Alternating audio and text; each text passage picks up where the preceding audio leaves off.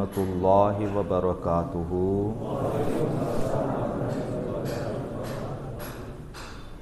الحمد للہ رب العالمین والعاقبۃ للمتقین والصلاة والسلام علی سید الاشرف الانبیاء والمرسلین وعلی آلہ واصحابہ اجمعین، اما بعد فاعوذ باللہ من الشیطان الرجیم، بسم اللہ الرحمن الرحیم، فاللہ خیر حافظا وہو ارحم الراحمین۔ آمنت باللہ صدق اللہ العظیم۔ بیان کو شروع کرنے سے پہلے آئیے ہم اور آپ سب مل کر ہمارے پیارے آقا حضور تاجدار مدینہ صلی اللہ تعالیٰ علیہ وآلہ وسلم کے بارگاہ بیکس پناہ میں محبت کے ساتھ اور ادب و احترام کے ساتھ جھوم جھوم کر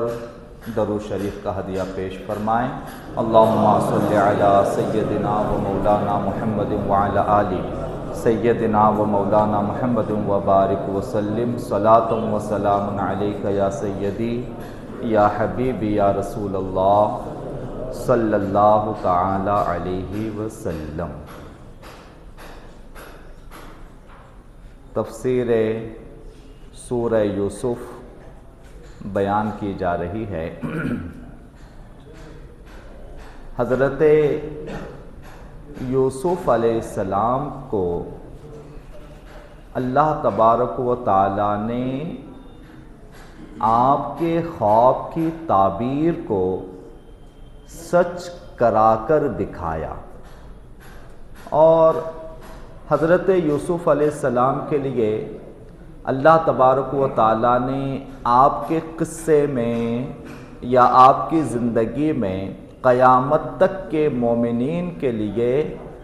بہت ساری چیزیں سیکھنے اور سبق کی رکھی ہے۔ حضرت یوسف علیہ السلام کے لیے جو سب سے پہلا آپ کے قصے سے، آپ کے زندگی سے، حضرت یوسف علیہ السلام کے واقعے سے جو سب سے پہلی تعلیم، سبق اور درس ہمیں ملتا ہے وہ یہ کہ حضرت یوسف علیہ السلام کے بھائی جب مجبور ہو کر، لاچار ہو کر، بے بس و بے کس ہو کر حضرت یوسف علیہ السلام کی بارگاہ میں آئے، اور تب آئے جب حضرت یوسف علیہ السلام کو اتنی بڑی طاقت و قوت و سلطنت ملی تھی کہ اس طاقت و قوت و سلطنت کے سامنے ان کے بھائیوں کی کوئی حیثیت و معنی نہیں تھا۔ اب اگر حضرت یوسف علیہ السلام چاہتے تو جیسا چاہیں ویسا سلوک ان کے ساتھ کر سکتے تھے، اور یہ ایک بدلہ ہوتا، یا یوں کہیے کہ ایک جو انہوں نے ظلم کیا تھا اس ظلم کا ایک بدلہ ہوتا کہ انہوں نے ظلم کیا، ستایا تھا ناحق، بے قصور، بلا وجہ۔ حضرت یوسف علیہ السلام ایسا کر سکتے تھے، مگر کیا درس ہے نبی کے اس قصے میں کہ حضرت یوسف علیہ السلام نے ایسا نہیں کیا۔ حضرت یوسف علیہ السلام نے ایسا نہیں کیا کہ آج میرے سامنے لاچار، بے کس و مجبور ہو کر میرے سامنے کھڑے ہیں، میری اتنی بڑی طاقت ہے، آج میں چاہوں تو انہیں کچل دوں، یا کم از کم اتنا ہی کروں کہ جتنا انہوں نے مجھے ستایا تھا اس ستائے ہوئے پر دو لفظ بول کر ہی انہیں شرمندہ کر دوں۔ ٹھیک ہے ماریں گے نہیں، ٹھیک ہے سزا نہیں دیں گے، ٹھیک ہے قید نہیں کریں گے، ٹھیک ہے زود و کوب نہیں کریں گے، مگر دو جملے بول کر شرمندہ تو کریں۔ مگر اللہ کے نبی حضرت یوسف علیہ السلام نے ایسا بھی نہیں کیا، بلکہ آنے والے ان ظالم بھائیوں کے ساتھ حضرت یوسف علیہ السلام نے اتنا بہتر، اچھا اور محبت کا سلوک کیا کہ جس کی مثال نہیں دی جا سکتی۔ اس سے درس و سبق ملا کہ اگر رشتہ داری میں، کیونکہ ہم اور آپ کوئی بھی ہو، ہم سب ایک گھر میں رہتے ہیں، جس گھر میں بھائی بہن ہوتے ہیں، امی ابا ہوتے ہیں اور دیگر افراد ہمارے رشتہ دار ہوتے ہیں، اور جس سماج میں ہم رہتے ہیں ہمارا ہر ایک کا کسی نہ کسی کے ساتھ کوئی نہ کوئی رشتہ ہوتا ہے۔ اور ہمارا کیا عالم ہے یا ہماری کیا سوچ ہوتی ہے کہ اگر کوئی رشتہ داروں میں سے ہمارے ساتھ کبھی کسی موقع پہ اگر کوئی ایسی حرکت ہو، ایسا سلوک کر دے جو اسے نہیں کرنا چاہیے، تو ہم اسی بات کو لے کر ناراض ہو جاتے ہیں، اور جب موقع آتا ہے، جب اس کا محل آ جاتا ہے، جب ہمارے پاس اس کا موقع آتا ہے، تب اپنے اس کیے ہوئے اس کی غلطی یا اس کی خطا اور اس کے ظلم پر ہم جیسا چاہیں اس کے ساتھ سزا کا سلوک کرتے ہیں، جبکہ اسلام کی تعلیم یہ نہیں ہے۔ اگرچہ ہمارے رشتہ دار، دوست و احباب، بھائی بہنوں میں سے اگر کسی نے کبھی خدا نہ خواستہ ہمارے ساتھ کوئی برا سلوک کیا بھی ہے، تو حضرت یوسف علیہ السلام کے قصے میں تعلیم یہ ہے کہ اس کیے ہوئے برے سلوک اور ظلم کو بھلا دیا جائے، اسے بھلا دیا جائے، فراموش کر دیا جائے، اور ظلم کرنے والے، ستانے والے، پریشان کرنے والے اپنے رشتہ دار کے ساتھ حسن سلوک کر کے اسے گلے سے لگا لیا جائے۔ اور اگر اس کو میں ہمارے آقا کریم کی طرف لے آؤں، ہمارے پیارے نبی کی تعلیم کی طرف، ہمارے پیارے نبی کے ارشادات کی طرف، یا ہمارے پیارے حضور صلی اللہ تعالیٰ علیہ وسلم کے احادیث اور تعلیم کی طرف اگر لے آؤں، تو سرکار دو عالم نے تو تسلی دینے کے لیے کہ اے رشتہ دار، تیرے رشتے کی وجہ سے، یا اے رشتہ دار، تیرے کسی رشتہ دار کی وجہ سے تیرا دل دکھا ہے نا، تیرے ساتھ بدسلوکی ہوئی ہے نا، تیرے ساتھ ظلم و ستم ہوا ہے نا، تیرے ساتھ احسان فراموشی ہوئی ہے نا، تیرے ساتھ اگر برا سلوک ہوا ہے، ہمارے پیارے نبی تو ارشاد فرماتے ہیں، اے میرے امتی، جو بے عزتی تیری ہوئی ہے، کل قیامت کے دن اس کے بدلے میں مجھ سے عزت لے لے، مگر اپنے رشتہ دار کو معاف کر دے، اپنے رشتہ دار کو بخش دے، اپنے رشتہ دار کو معاف کر دے۔ تو لہٰذا رشتہ دار کے ساتھ حسن سلوک کرنا، اسے بخش دینا، معاف کر دینا،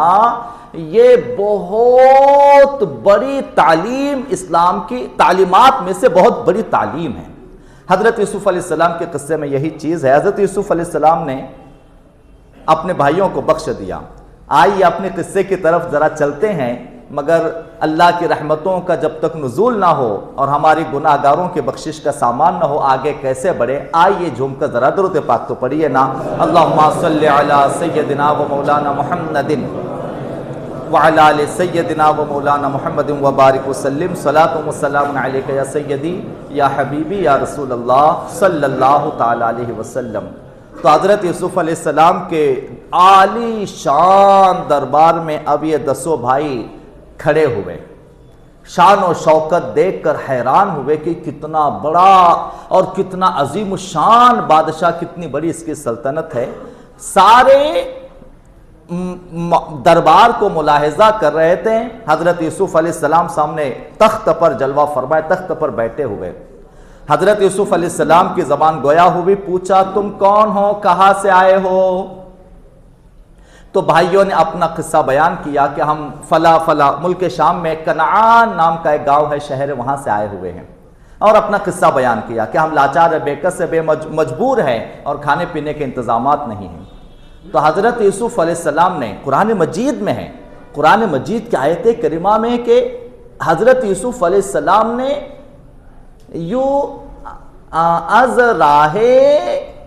آزمائش، یعنی ان کو دیکھے تو صحیح کہ ان کا مزاج آج کل کیسا ہے، یا جانچیں پرکھیں تو صحیح کہ آج کل جیسا کہ 40 سال پہلے یہ ظالم و جابر تھے، آج ان کا مزاج کیسا ہے؟ تو حضرت یوسف علیہ السلام نے ان سے کہا، یہ قرآن میں بھی اس کا ذکر ہے آیت کریمہ میں، کیا کہا؟ حضرت یوسف علیہ السلام نے ان سے کہا کہیں تم جھوٹ تو نہیں بول رہے ہو؟ یعنی واقعہ بیان کیا نا، قصہ بیان کیا کہ ہم کنعان سے ہے، مشکل میں ہیں، بھوکے ہیں، پیاسے ہیں. تو حضرت یوسف علیہ السلام نے کہا کہیں تم جھوٹ تو نہیں بول رہے ہو اور کہیں تم کسی دوسرے ملک کے، کہیں دوسرے بادشاہ کے جاسوس تو نہیں ہو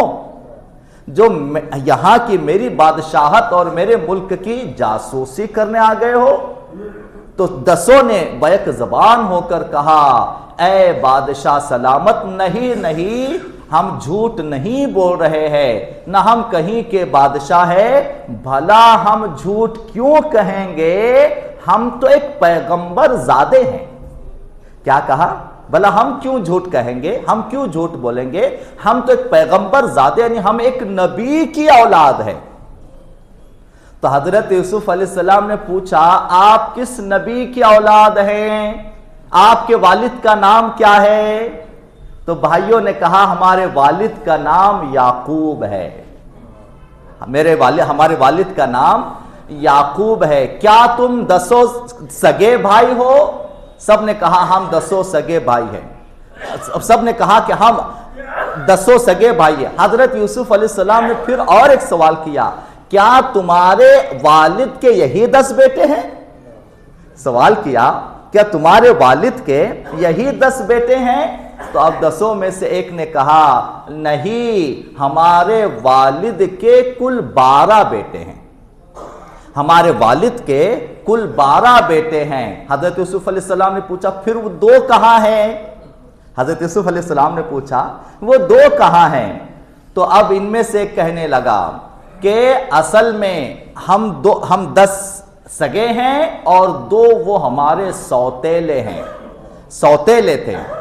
اور ان میں سے ایک نے کہا کہ اصل بات یہ ہوئی کہ ہمارے والد، ہمارے ابا، ہمارے والد ہم 10 میں ہمارے والد ہم میں سے زیادہ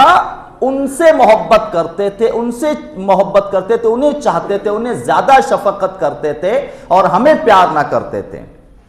تو بے ساختہ حضرت یوسف علیہ السلام نے کہا سنو، کسی نبی کی یہ شان نہیں ہوتی کہ وہ کسی اولاد میں سے کسی ایک کو زیادہ چاہے اور دوسروں کو کم چاہے. نبی کی یہ شان نہیں ہوتی کہ اپنے اولاد میں سے کسی کو زیادہ چاہے اور کسی کو کم چاہے، لہٰذا یہ جو تم کہہ رہے ہو میں اسے قبول نہیں کرتا. پھر حضرت یوسف علیہ السلام نے کہا ابا آپ کے والد، حضرت یوسف علیہ السلام نے جب اپنے والد کا ذکر سنا بڑی آپ کو یہ ہوئی والد کے بارے میں خبر سننے، والد کے بارے میں حال سننے کی. آپ نے پوچھا 10 وہ کہاں ہیں دونوں؟ تو کہا بیٹوں نے، انہوں نے کہا کہ وہ دونوں میں سے ایک مر گیا ہے اور ایک ابا کے پاس ہے. کیا کہا؟ ایک مر گیا ہے اور ایک ابا کے پاس ہے. تو حضرت یوسف علیہ السلام نے کہا، پوچھا وہ کیسے مرا؟ حضرت یوسف علیہ السلام نے پوچھا وہ کیسے مرا؟ تو 10 کہنے لگے وہ اصل ایسا ہوا تھا. حضرت یوسف علیہ السلام سنیں، حضرت یوسف علیہ السلام خود بھی تو یہ نہیں جانتے تھے نا کہ میرے ساتھ برا سلوک کرنے کے بعد، اندھیرے گڑھے میں، کنویں میں، کھائی میں مجھے پھینکنے کے بعد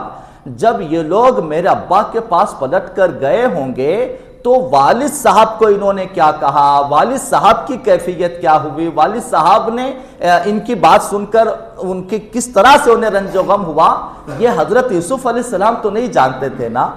آج 40 سال بعد موقع آیا تھا کہ حضرت یوسف علیہ السلام یہ جاننا چاہتے تھے کہ آخر میرے بارے میں انہوں نے ابا کو کیا کہا ہے قصہ، میرے بارے میں انہوں نے والد صاحب کو، میرے ابا کو کیا قصہ کہا ہے، اور اس کے بعد میرے جدائی میں میرے والد صاحب کا کیا حال ہے، میرے والد کی کیا کیفیت ہے. لہذا پوچھا ایک مر گیا، کیسے مرا؟ تو کہنے لگے ایسا ہوا تھا کہ ہم اپنے ساتھ اسے جنگل میں لے گئے تھے اور جنگل میں اسے ایک بھیڑیا کھا گیا، جنگل میں اسے ایک بھیڑیا کھا گیا۔ تو حضرت یوسف علیہ السلام نے کہا تمہارے گاؤں کے بھیڑیے بڑے عجیب ہیں کہ پیغمبر زادوں کو کھا جاتے ہیں، تمہارے گاؤں کے بھیڑیے بڑے عجیب ہیں پیغمبر زادوں کو کھا جاتے ہیں، یہ کہا۔ اور حضرت یوسف علیہ السلام نے پھر ابا کا حال پوچھا، یعنی والد صاحب کا پوچھا، اچھا تمہارے والد صاحب کی کیا کیفیت ہے؟ بیٹوں نے جیسے ہی والد صاحب کا قصہ بیان کرنا شروع کیا، کہا کہ ابا کا حال یہ ہے، جب سے پوچھا اس کا نام کیا تھا، کہا اس کا نام یوسف تھا، کہا جب سے یوسف مرا ہے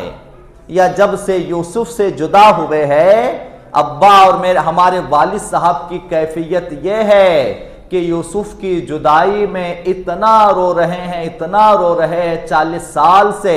لگاتار روتے روتے آنکھوں کی بینائی جا چکی ہے،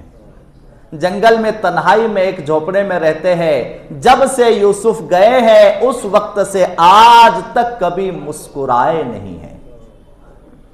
حضرت یوسف علیہ السلام اپنے والد کی کیفیت سن رہے تھے اور درے پردہ، چونکہ چہرے پہ تو نقاب کا پردہ تھا، زارو قطار آنکھوں سے آنسو بہ رہے تھے، زارو قطار رو رہے تھے ابا کی کیفیت کو سن کر۔ جب قصہ بیان کیا زارو قطار رونے لگے، بھائیوں کو اس چیز کا احساس نہیں ہوا، سارا قصہ جھوٹا بیان کر دیا، اور پھر پوچھا کہ اب وہ دوسرا جو بھائی ہے، یعنی آپ کا دوسرا یوسف علیہ السلام کا وہ سگا بھائی بنیامین یا بنیامین، وہ کہاں ہیں؟ تو دسوں نے کہا کہ ابا جان انہیں اپنے سے جدا ہی نہیں کرتے، یعنی جب سے یوسف گئے ہیں یا جب سے یوسف سے جدا ہوئے ہیں، ابا جان انہیں اپنے سے جدا ہی نہیں کرتے، انہیں ڈر ہے کہ کہیں انہیں بھی بھیڑیا نہ کھا جائیں، لہٰذا ابا انہیں جدا ہی نہیں کرتے، اور ابا کے دیکھ ریکھ کے لیے یا ان کی خیریت کے لیے، والد صاحب کے جو ہے تیمارداری کے لیے انہیں وہیں چھوڑ کر آئے ہیں، مگر ہم ان کا بھی حصہ لینا چاہتے ہیں۔ جب بات آئی تو دسوں نے کہہ دیا کہ ہم ان کا بھی حصہ لینا چاہتے ہیں، غلہ جو ہمارے دسوں کا ہے آپ مہربانی کریں تو ان کے حصے کا غلہ بھی ہمیں دے دیں۔ تو اللہ اکبر، حضرت یوسف علیہ السلام کا تجسس اتنا بڑا، آپ پہلے تو والد کی یاد میں بے تحاشا بے انتہا روئے، اور پھر آپ نے فرمان و حکم جاری فرما دیا کہ ان دسوں کو، اول آپ نے فرمایا کہ آپ بنیامین کا حصہ بھی مانگا نا دسوں نے، کہ آپ بنیامین کا بھی حصہ ہمیں دیجئے، ہم اس کے حصے کا اونٹ بھی لے آئے تاکہ اس پہ لاد کے لے جائیں۔ تو حضرت یوسف علیہ السلام کے دل میں یہ آرزو ہوئی کہ کسی طرح سے بنیامین کو میرے پاس پہلے بلایا جائے، کیونکہ اب کی بار وہ نہیں آئے تھے۔ آپ کے دل میں یہ آرزو ہوئی کہ بنیامین کو میرے پاس کسی طرح سے بلا لیا جائے، تو آپ نے کہا کہ جو تمہارے ایک بھائی اور اس کا حصہ جو تم مانگ رہے ہو بنیامین کا، لہذا اس کا حصہ تمہیں نہیں ملے گا، اس کے حصے کے لیے اسے یہاں لانا پڑے گا، اس کا حصہ تمہیں نہیں ملے گا، اس کے حصے کے لیے تمہیں اسے یہاں لانا پڑے گا۔ اور آپ چونکہ اب چاہتے تھے کہ کسی طرح سے بھی ایسا نہ ہو کہ یہ دسوں جائے تو واپس پلٹ کے نہ آئے، آپ کے دل میں تھا کہ یہ دسوں کو واپس میرے پاس آنا ہے کسی طرح سے بھی، یعنی انہیں میرے پاس اپنے پاس لانے کی 2-3 ترکیبیں کی حضرت یوسف علیہ السلام نے۔ پہلی چیز آپ نے فرمایا کہ جب تک تم اسے میرے پاس نہیں لاؤ گے اسے اس کے حصے کا اناج جو غلہ نہیں دیا جائے گا، ہاں جب تم اسے لے آؤ گے بغیر کسی قیمت کے اس کا اناج اسے دے دیا جائے گا، پہلی چیز۔ دوسری چیز آپ نے فرمایا جیسا کہ تم نے کہا ہے تمہارا ایک بھائی بنیامین ہے، لہٰذا سنو جانو یاد رکھو کہ اگر تم اسے لے کر میرے پاس نہیں آئے، حضرت یوسف علیہ السلام نے حکم فرمایا، اگر تم اسے لے کر میرے پاس نہیں آئے تو سنو، یاد رکھو، پھر غلہ لینے کے لیے میرے ملک میں قدم بھی نہ رکھنا۔ یعنی اس کے بعد اگر تم آئے اور اسے لیے بغیر آئے۔ اصل میں حضرت یوسف علیہ السلام جانتے تھے نا کہ والد صاحب آسانی سے بنیامین کو نہیں بھیجیں گے، لہٰذا ایسی شرطیں لگا رہے تھے دسوں پر کہ کسی طرح سے ابا کو منا کر، جس طرح سے مجھے لے گئے تھے جنگل میں، اسی طرح سے ابا کو منا کر بنیامین کو یہاں لانے کے لیے ابا کو راضی کر لیں۔ لہٰذا شرطوں پر شرطیں لگا رہے تھے۔ پہلی شرط، اگر اسے لاؤ گے تو اس کا غلہ دیا جائے گا بغیر کسی نقدی کے، اس کی اجرت کے بغیر۔ دوسری چیز، اگر تم اسے نہ لائیں تو اس کے بعد میرے ملک میں قدم نہ رکھنا، اس کے بغیر تمہیں بھی غلہ نہیں ملے گا۔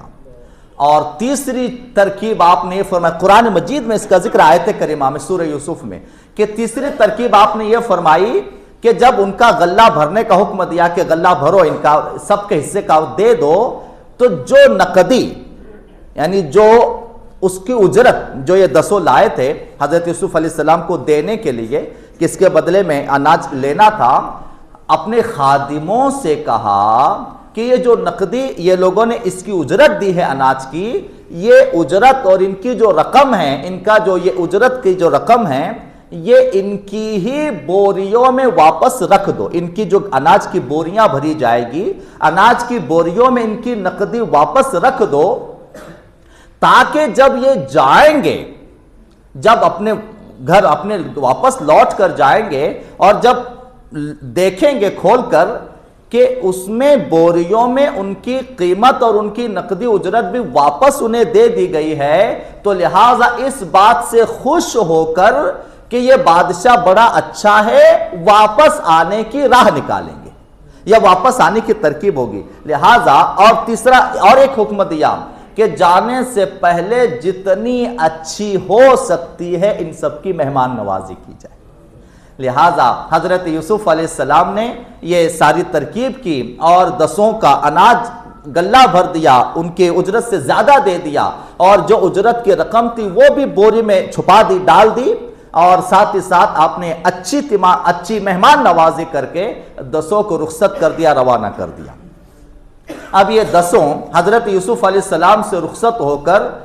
راستے کنعان کی طرف روانہ ہوئے، اور سارا راستہ یہ کہتے تھے، سارا راستہ آپس میں یہی گفتگو کرتے تھے کہ کتنا بڑا بادشاہ ہے اور کتنا رحم دل بادشاہ ہے، کتنا بڑا بادشاہ ہے اور کتنا رحم دل بادشاہ ہے کہ اس نے ہمارے ساتھ اتنا اچھا برتاؤ و سلوک کیا اور ہمیں اتنی عزتوں سے نوازا، ہمیں ہماری اتنی مہمان نوازی کی، اتنی مہمان نوازی تو زندگی میں کبھی ہماری نہیں ہوئی ہے۔ تعریف کرتے ہوئے حضرت یوسف علیہ السلام کی بادشاہ کی اپنے ملک کنعان کی طرف روانہ ہوئے۔ حضرت یوسف علیہ السلام سے رخصت ہو کے یہ قافلہ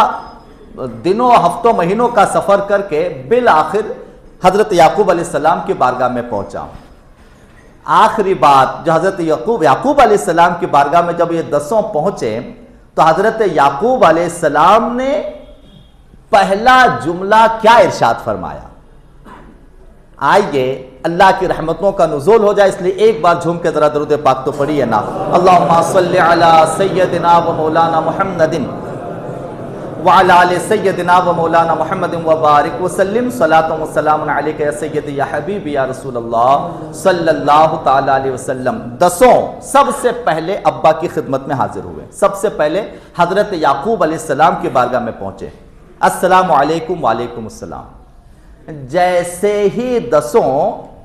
حضرت یعقوب علیہ السلام کے جھونپڑے میں، یعقوب علیہ السلام کے حجرے میں داخل ہوئے، بے ساختہ حضرت یعقوب علیہ السلام کی زبان سے نکلا کہ مجھے تمہارے اندر ایک نبی کی مہک آ رہی ہے۔ مجھے تمہارے اندر سے ایک نبی کی مہک آ رہی ہے، ایسا لگتا ہے کہ تم کسی اللہ کے نبی و رسول سے مل کے آئے ہو، ایسا لگتا ہے کہ تم کسی اللہ کے پیغمبر اور رسول سے ملاقات کر کے آئے ہو، مجھے ایک نبی کی مہک آ رہی ہے۔ پھر حضرت یعقوب علیہ السلام نے پوچھا کیا ہوا؟ تو پہلا جملہ قرآن مجید کے آیت کریمہ میں ہے، یعنی 10 نے کیا کہا، باقی ساری باتیں بعد میں کی، کیونکہ اب ان کا سب سے پہلا مقصد تھا کہ کسی طرح سے حضرت بنیامین کو لے جانا ہے، حضرت بنیامین کو لے جانا ہے، تو باقی باتیں جو بھی ہوا تھا قصہ باقی سب بعد میں بیان کیا۔ پہلا کیا کہا؟ پہلے جو کہا وہ قرآن مجید میں ہے، پہلے جملہ پہلا انہوں نے یہ کہا، ابا جان ہمارا غلہ بادشاہ نے بند کر دیا۔